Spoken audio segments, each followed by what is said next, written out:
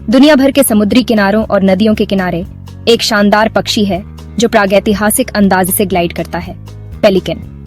अपने चौड़े पंखों और आसान चाल से पेलिकन ने सदियों से लोगों की कल्पना को मोहित किया है और अक्सर मिथकों और किंवदंतियों में संसाधन और बहुतायत के प्रतीक के रूप में दिखाई देते हैं।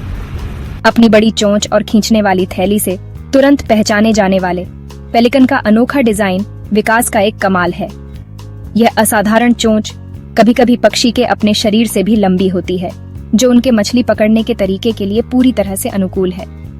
3 मीटर तक पंखों के फैलाव और पूरी तरह से जालीदार पैरों के साथ पेलिकन आसान उड़ान और फुर्तीले तैराकी दोनों के लिए बने हैं।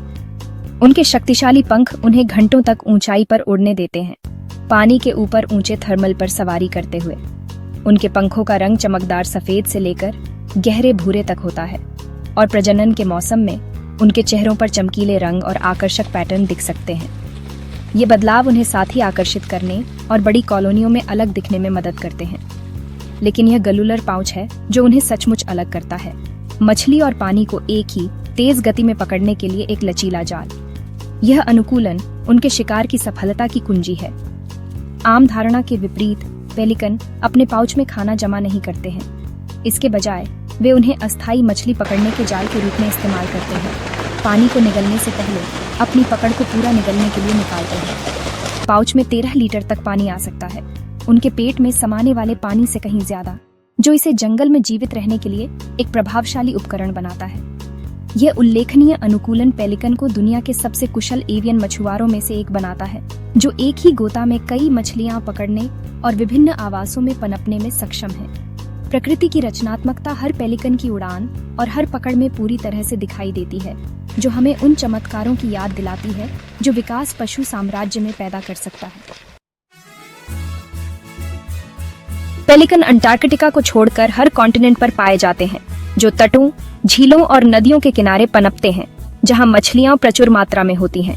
ये उल्लेखनीय पक्षी अपनी लंबी चोंच और विशाल पंखों के फैलाव के लिए तुरंत पहचाने जाते हैं, जो उन्हें पानी और आकाश दोनों में महारत हासिल करने में मदद करते हैं।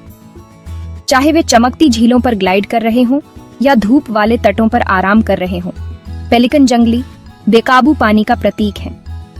8 पेलिकन प्रजातियों में से हर एक ने अपने पर्यावरण के अनुकूल ढल लिया है, जैसे ब्राउन पेलिकन का नाटकीय डुबकी गोता या ग्रेट व्हाइट पेलिकन का सहकारी शिकार। उनकी अनूठी भोजन तकनीकें विकास का एक चमत्कार है, जो उन्हें विभिन्न आवासों में पनपने की अनुमति देती हैं, नमकीन तटरेखाओं से लेकर अंतर्देशीय मीठे पानी की झीलों तक।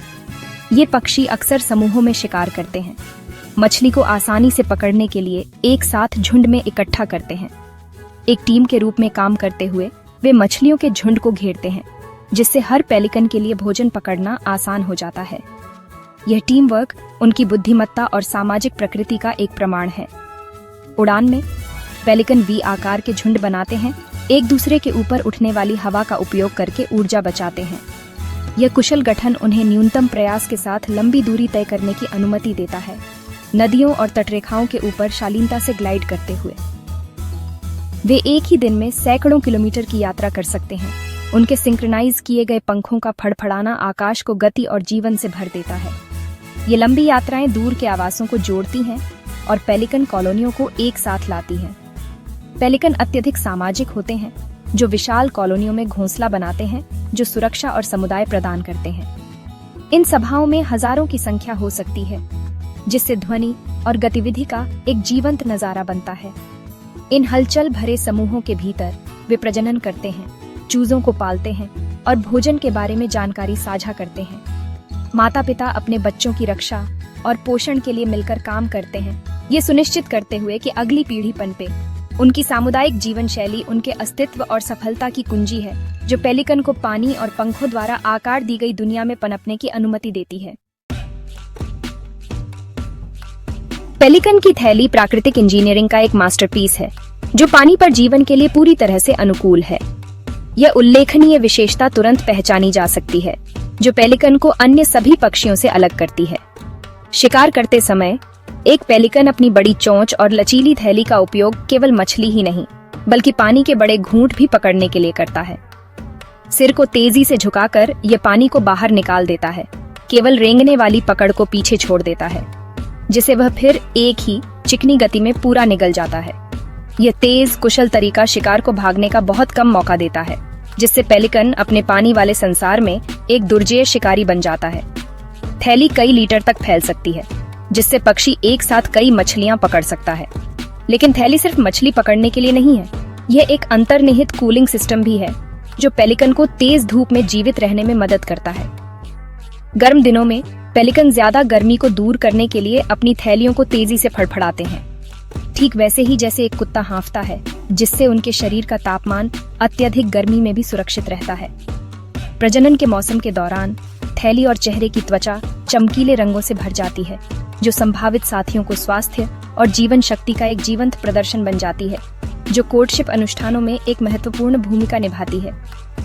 थैली बच्चों को खिलाने का एक उपकरण है, साथियों को आकर्षित करने का एक प्रदर्शन है और शरीर के तापमान को नियंत्रित करने वाला है। एक ऐसा अनुकूलन जो पेलिकन के अस्तित्व का समर्थन करता है।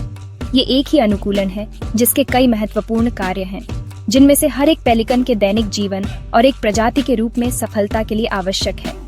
पेलिकन की थैली वास्तव में प्रकृति के सबसे बहुमुखी आविष्कारों में से एक है, अस्तित्व, सरलता और विकास के चमत्कारों का प्रतीक।